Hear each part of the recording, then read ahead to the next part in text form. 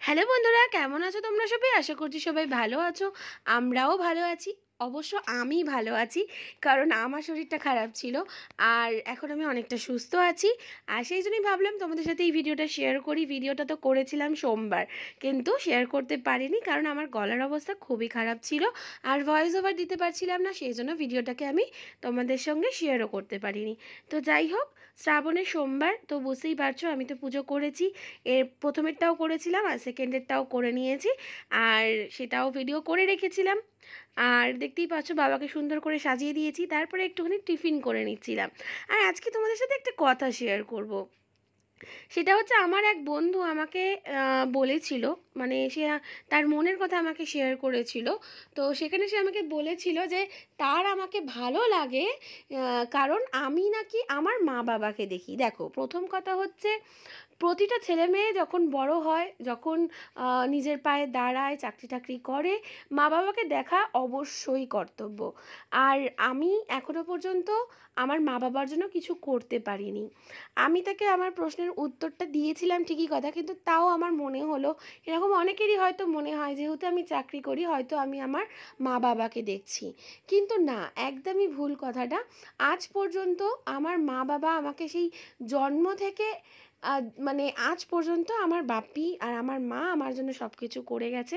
তাদের জন্য আমি, আমার চাকরি জীবন আজ 5 বছরের বেশি হয়ে গেছে, প্রায় 6 বছরের কাছাকাছি।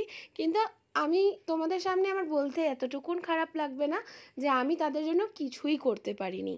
অবশ্যই আমার অনেক কিছু করা উচিত ছিল, কিন্তু পরিস্থিতি হয়তো হয়ে ওঠেনি। এখনো পর্যন্ত আমি তাদের জন্য কিছুই করে উঠতে পারিনি। তবে হ্যাঁ, যখন আমি তাদের সন্তান, ছেলে মেয়ে উভয়েরই উচিত যে তাদের মা বাবার পাশে থাকা।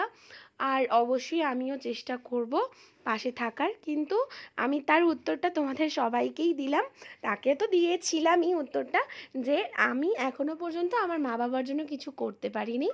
আমি উল্টে তাদের ভরসায়, তাদের ওপরে ডিপেন্ডেন্ট হয়ে রয়েছি। তারা আমার ওপর ডিপেন্ডেন্ট না এখনো পর্যন্ত, স্টিল নাও। আমার তো জীবনে অনেক পরিস্থিতি খারাপ হয়েছে, অনেক মানে উপর নিচ হয়েছে আমার জীবনে, অনেক কিছু খারাপ পরিস্থিতি এসেছে। সব কিছুর থেকে আমার মা বাবাই আমাকে অলওয়েজ সাপোর্ট দিয়েছে, তারা আমার পাশে থেকেছে। আজ আমি মাথা উঁচু করে বাঁচতে পারছি, বা রাস্তাঘাটে চলতে পারছি, বা আমি আবার বাঁচার জন্য স্বপ্ন, মানে মানে কি বলবো, বাঁচার একটা রাস্তা খুঁজে পেয়েছি শুধুমাত্র আমার মা বাবার জন্য, আর কারুর জন্য না। আজ যদি তারা না থাকতো, আমার জীবনে এমন পরিস্থিতি আমি দেখেছি, এমন সিচুয়েশনের মধ্যে দিয়ে আমি গিয়েছিলাম, আমি সেই জায়গা থেকে আমি মানে নিজেকে শেষ করে দেবো ভেবেছিলাম। কিন্তু আজ আমার মা বাবা ছিল, এই দুটো মানুষের জন্য আজ আমি বেঁচে আছি। আর এই দুটো মানুষই আমাকে আমার পথ চলতে সাহায্য করছে আজ পর্যন্ত।